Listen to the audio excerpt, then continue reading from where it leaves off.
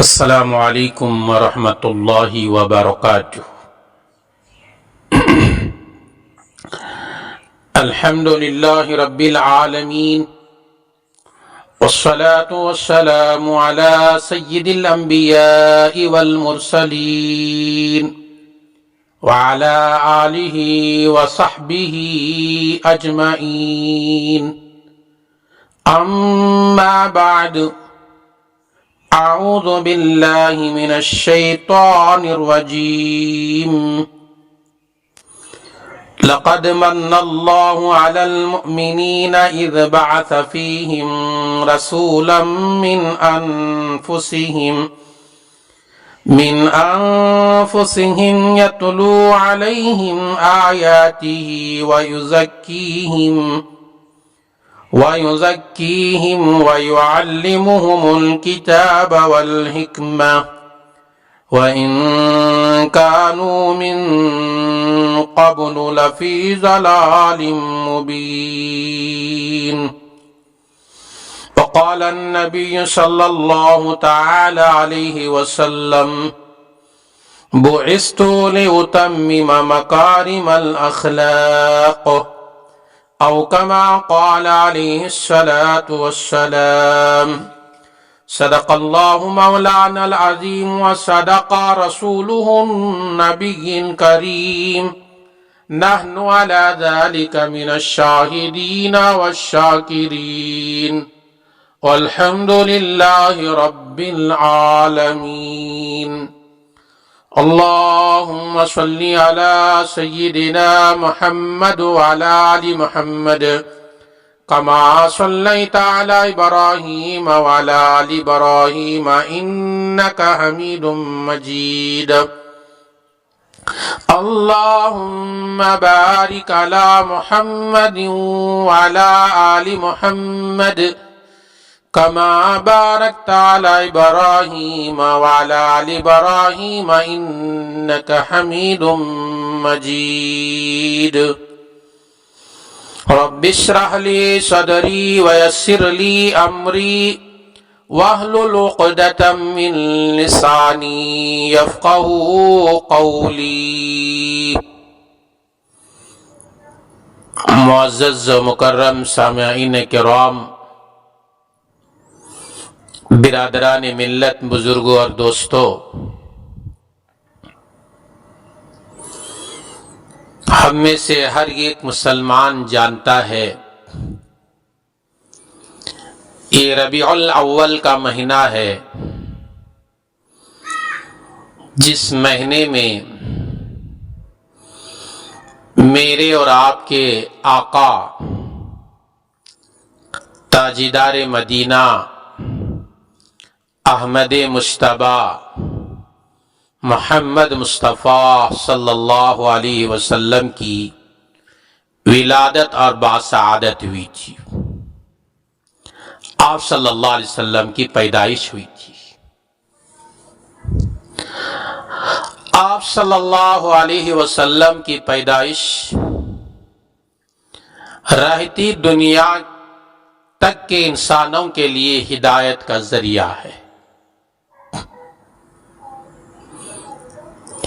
ایسے لاڈیلے پیغمبر کی سیرت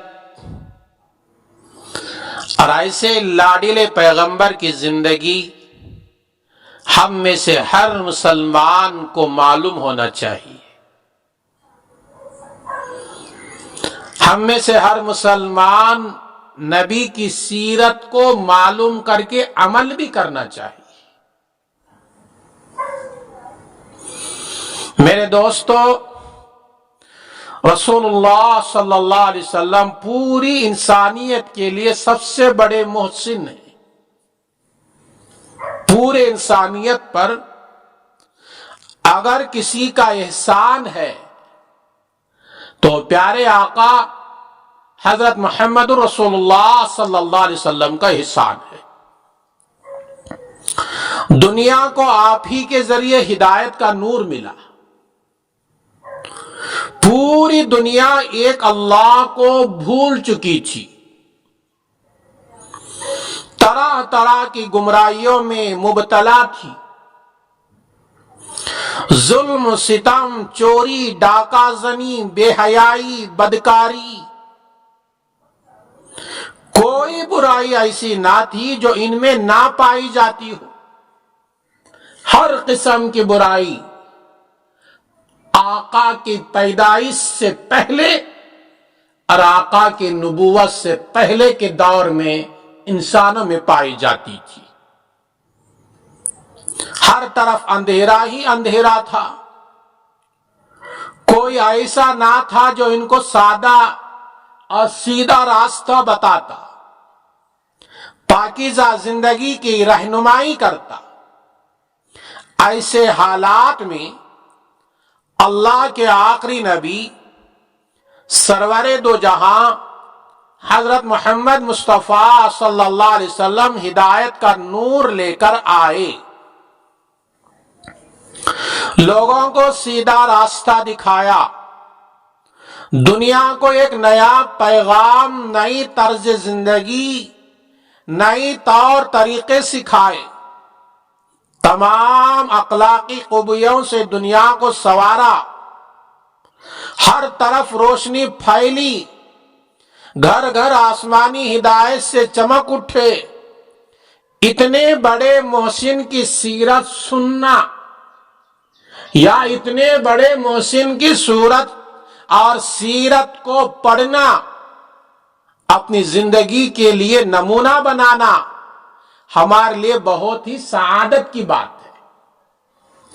الغرض آج کے جمعہ پیارے آقا حضرت محمد مصطفیٰ صلی اللہ علیہ وسلم کی مختصر سیرت بیان کرنے کی کوشش کروں گا۔ آقا کی سیرت اتنی لمبی ہے، بیان کرنے والا بیان کرتے کرتے اپنی زندگی ختم کر دے گا، لیکن سیرت مصطفیٰ ختم نہیں ہوگی، یا سیرت مصطفیٰ کو لکھنے والا اپنی زندگی ختم کر دے گا، لیکن میرے آقا کی سیرت لکھنا ختم نہیں ہوگا۔ یہ جمعہ کے 25 اور 30 منٹ کے اندر ہم کیسے سیرت بیان کر سکتے ہیں؟ الغرض مختصر وقت میں آقا صلی اللہ علیہ وسلم کی مختصر سیرت، جن باتوں کو ہر مومن کو اتنا تو معلوم ہونا چاہیے وہ بتانے کی کوشش کرتا ہوں۔ رسول اللہ صلی اللہ علیہ وسلم کی پیدائش عرب کے مشہور اور عزت دار خاندان قریش میں ہوئی۔ ہم میں سے ہر آدمی کو ہمارے نبی کے خاندان کا نام بھی معلوم ہونا چاہیے۔ ہم میں سے بہت سارے لوگ ہیں، دنیاوی ڈگریاں ان کے پاس ہے، لیکن اس کو پوچھو کہ نبی کے خاندان کا نام کچھ بتاؤ تو زبان نہیں اٹھتی۔ کیوں؟ معلوم نہیں ہے۔ آقا کے خاندان کا نام خاندان قریش۔ ماہ ربیع الاول کے پیر کے دن آقا کی پیدائش ہوئی۔ آپ صلی اللہ علیہ وسلم کے والد کا نام عبداللہ، جن کا انتقال آپ صلی اللہ علیہ وسلم کی پیدائش سے پہلے ہی ہو گیا تھا، یعنی میرے اور آپ کے آقا پیدا ہوئے تو یتیم بن کر پیدا ہوئے۔ اس لیے تو قرآن کریم کہتا ہے الم یجدک یتیما فآویٰ، اے نبی کیا آپ یتیم نہیں تھے؟ ہم نے آپ کو ٹھکانہ نہیں دیا؟ کیا ہم نے آپ کو مقام نہیں دیا؟ کیا ہم نے بسنے کی جگہ نہیں دی؟ میرے نبی پیدا ہوئے تو یتیم بن کر پیدا ہوئے۔ اور دادا عبد المطلب نے محمد عربی صلی اللہ علیہ وسلم کا نام محمد رکھا۔ حضور صلی اللہ علیہ وسلم کی والدہ کا نام حضرت آمنہ، یہ قبیلہ بنی زہرہ کی سردار کی بیٹی تھی، جو عزت و شرافت میں قریش کے تمام خواتین میں باعزت سمجھی جاتی تھی۔ میرے اور آپ کے آقا حضرت محمد رسول اللہ صلی اللہ علیہ وسلم کی امی جان۔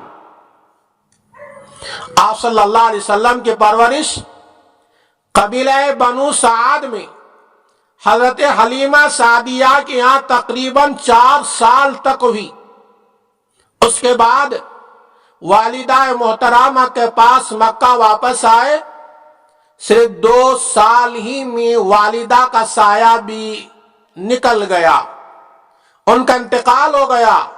چنانچہ آپ کی پرورش کی ذمہ داری دادا عبد المطلب نے سنبھالی۔ 2 سال ہی گزرے تھے، آقا کی عمر 8 سال کی ہوئی تو دادا کا بھی انتقال ہو گیا، اور دادا کے انتقال کے بعد آقا صلی اللہ علیہ وسلم کی پرورش کی ذمہ داری حقیقی چاچا رسول اللہ صلی اللہ علیہ وسلم کے چچا حضرت ابو طالب کے سر پر آئی۔ اے میرے نبی کے خاندان کی مختصر زندگی،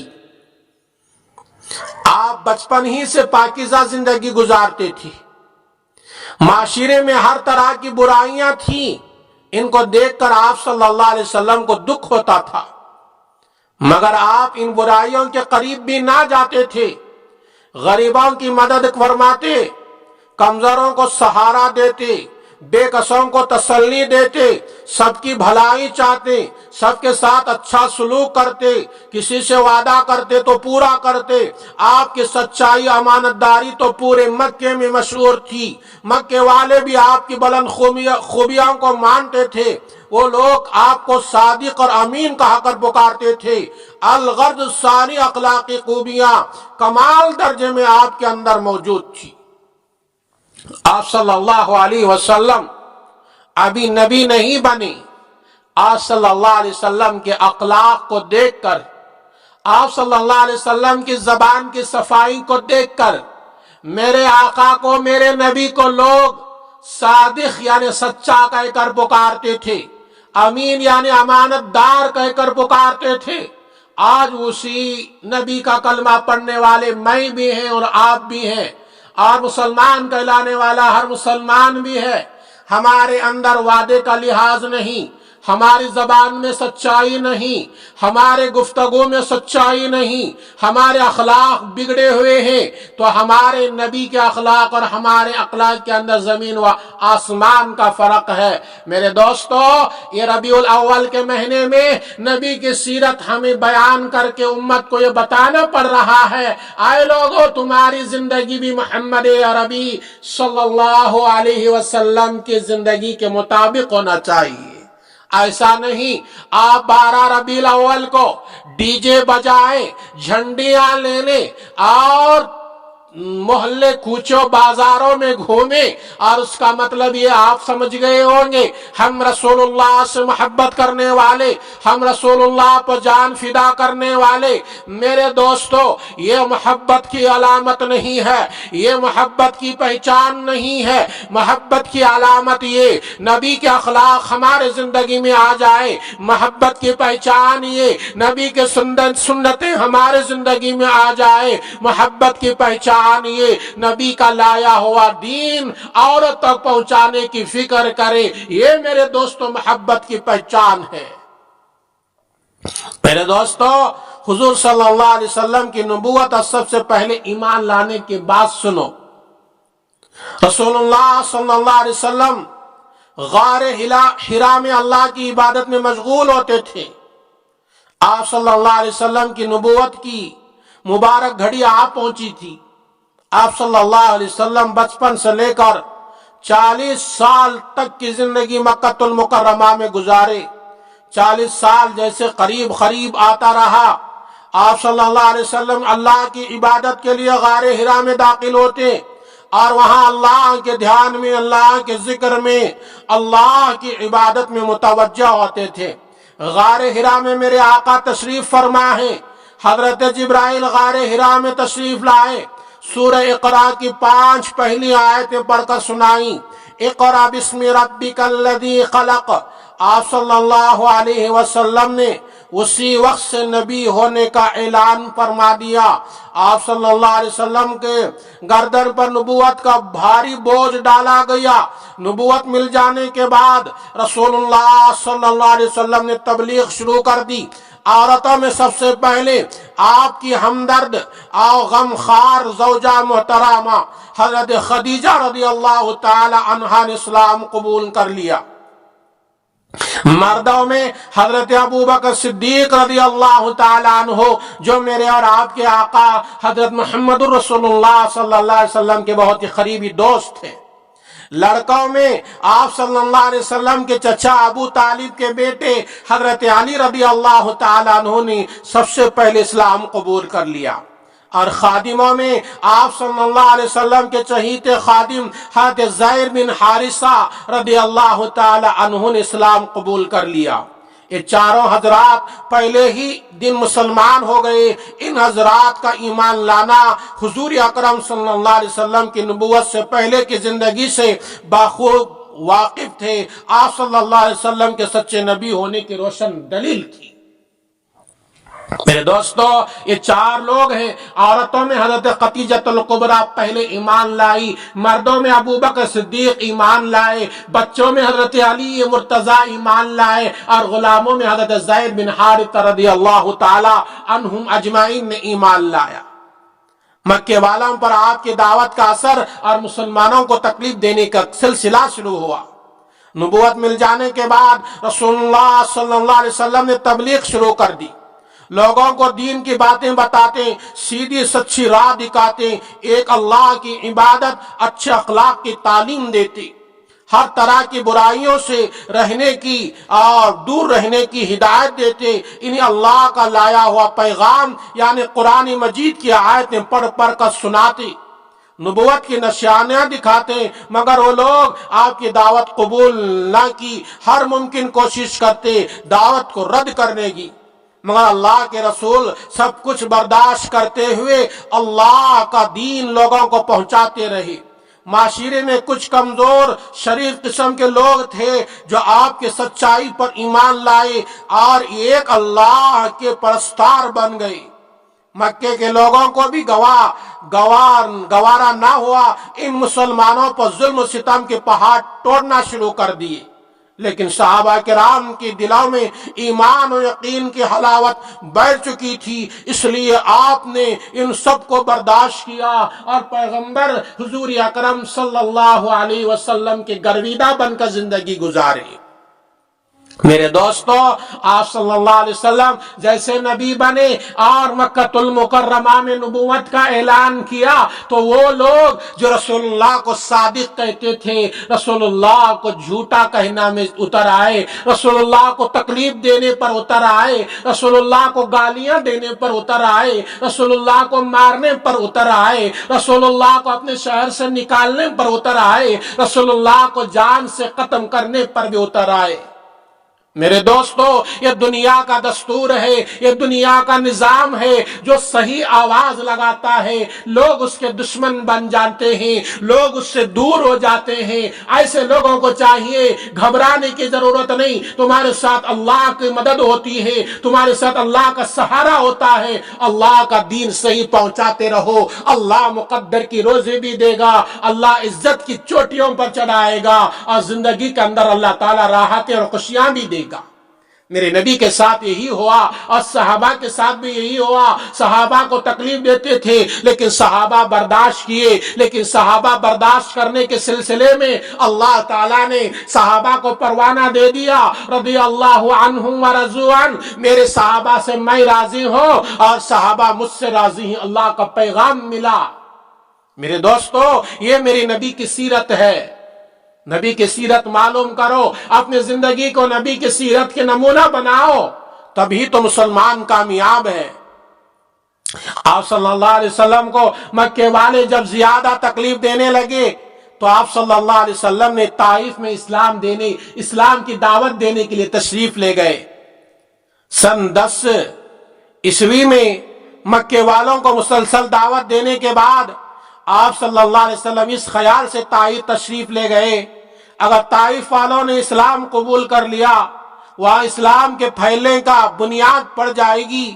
آپ نے طائف میں جا کر وہاں کے سرداروں سے بات کی، انہوں نے آپ کی دعوت قبول کرنے سے انکار کر دیا، اور آپ صلی اللہ علیہ وسلم کو عام لوگوں کو اسلام کی دعوت دی، مگر کسی نے آپ کی دعوت قبول نہ کیا اور کہا فوراً ہمارے شہر سے نکل جاؤ۔ جب آپ صلی اللہ علیہ وسلم اپنے آزاد کرتا غلام زید بن حارثہ کے ساتھ وہاں سے واپس ہوئے تو ان لوگوں نے اوباش لڑکوں کو میرے نبی کے پیچھے کر دیا، جنہوں نے آپ کو پتھر مار مار کر زخمی کر دیا۔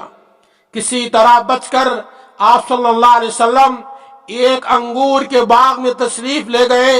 وہاں اللہ تعالیٰ نے طائف والوں پر عذاب کے لیے فرشتے بھیجی، مگر رحمت دو عالم صلی اللہ علیہ وسلم نے ان کی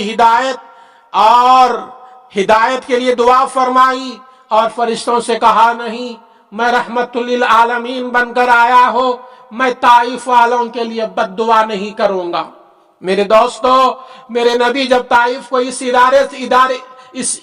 ارادے سے گئے، وہاں کے لوگ اسلام قبول کر لیں گے، اللہ کو ایک مان لیں گے، جہنم سے بچ جائیں گے، اسلام کا پھیلنا شروع ہو جائے گا، لیکن طائف والوں نے میرے نبی کو اتنا تیز مارا، میرے نبی خون میں لہو لہان ہو جاتے ہیں اور شام کو اپنے گھر واپس آتے ہیں۔ چہیتی بیٹی فاطمہ پوچھتی ہیں، ابا جان یہ کیا ہوا ہے؟ میرے نبی فرماتے ہیں، بیٹی فاطمہ، دین کا پیغام پہنچانے کے لیے، اللہ کا قانون پہنچانے کے لیے میں طائف گیا، طائف کے اوباش لڑکوں نے مجھے حال بنا دیا۔ نبی صلی اللہ علیہ وسلم نے وہاں بھی دعا فرما دی، اے اللہ اس قوم کو ہدایت دے دے، یہ تیری بات ماننے والے بن جاؤ۔ میرے دوستو، یہ میرے نبی کی زندگی ہے۔ آج ہم تھوڑی دیر غور کریں، یہ نبی کی لائے ہوئے دین کی فکر ہم کتنی کر رہے ہیں، اور ہمارے اندر وہ نبی کا لایا ہوا دین کتنا ہے۔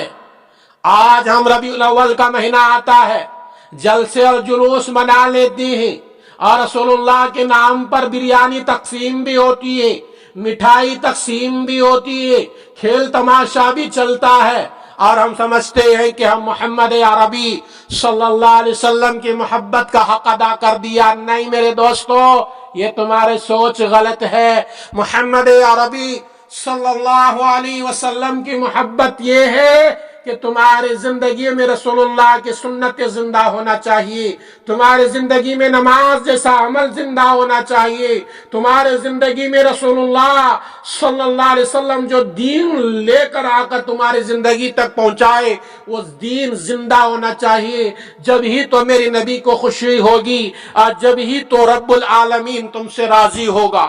اس لیے میرے دوستو، رسول اللہ صلی اللہ علیہ وسلم سے محبت کرو، رسول اللہ صلی اللہ علیہ وسلم کی سیرت کو پڑھو، رسول اللہ صلی اللہ علیہ وسلم کی سیرت کو سنو اور عمل کرو۔ میرے دوستو، رسول اللہ کی محبت کے بغیر ہمارا دین ادھورا ہے، ہمارا ایمان ادھورا ہے۔ رسول اللہ سے محبت کرو، رسول اللہ صلی اللہ علیہ وسلم کے لا کر دیے ہوئے دین سے محبت کرو، ویسے ہی محبت کرو رسول اللہ سے جیسے صحابہ رسول اللہ سے محبت کرتے تھے۔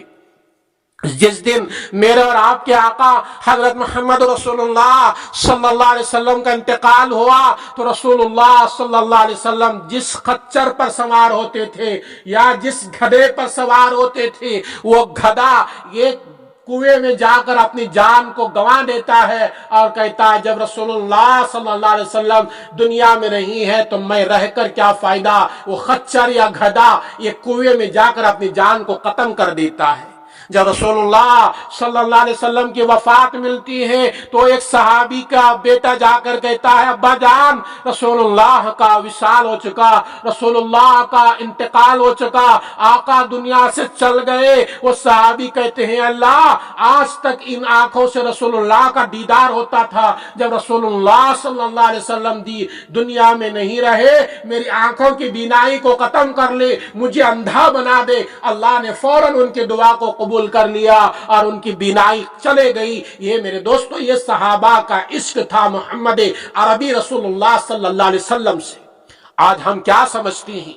12 ربیع الاول کی تاریخ کو میلاد کے جلوس بنا کر اس میں ڈی جے ڈال کر اس میں میوزک ڈال کر اور بے نمازی لوگ ناچ کر اور جھنڈیاں لہرا کر ہمیں سمجھتے ہیں کہ ہم نے رسول اللہ کا حق ادا کر دیا، ہم رسول اللہ سے محبت کرنے والے ہیں۔ میرے دوستو تمہاری سوچ غلط ہے۔ رسول اللہ سے محبت یہ میرے رسول کے دین کو زندہ کرو، عورتوں پہنچاؤ۔ رسول اللہ صلی اللہ علیہ وسلم کی جو فکر تھی کہ میرا لایا ہوا دین دنیا کے کچے اور پکے گھر تک پہنچنا چاہیے، اس کی فکر کرو۔ یہ چند سیرت کے نقطے تھے رسول اللہ صلی اللہ علیہ وسلم کی زندگی کے، میں نے آپ حضرات کے سامنے عرض کر دیا۔ اللہ باقی رکھا، زندگی دیا تو آئندہ جمعہ یہی عنوان کو جاری رکھوں گا۔ اللہ تعالیٰ سے دعا کریں اللہ تبارک و تعالیٰ مجھے اور ساری امت محمدیہ کو رسول اللہ صلی اللہ علیہ وسلم کے نقش قدم پر چلنے کی توفیق عطا فرمائے، آمین۔ السلام علیکم ورحمۃ اللہ وبرکاتہ۔